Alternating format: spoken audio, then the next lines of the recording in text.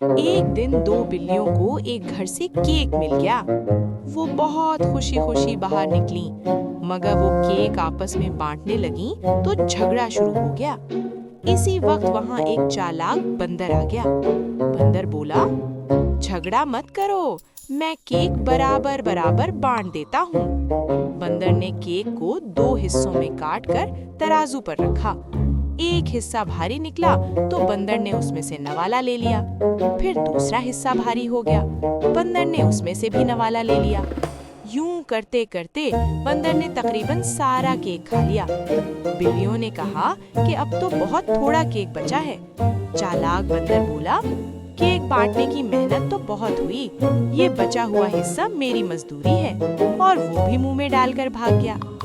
तो बच्चों, इस कहानी का सबक ये है कि लालच और लड़ाई से हमेशा नुकसान होता है। कुछ मिल जाए तो मिल बांट कर खा लेना चाहिए। इस पर लड़ने से फायदा हमेशा कोई तीसरा उठा लेता है।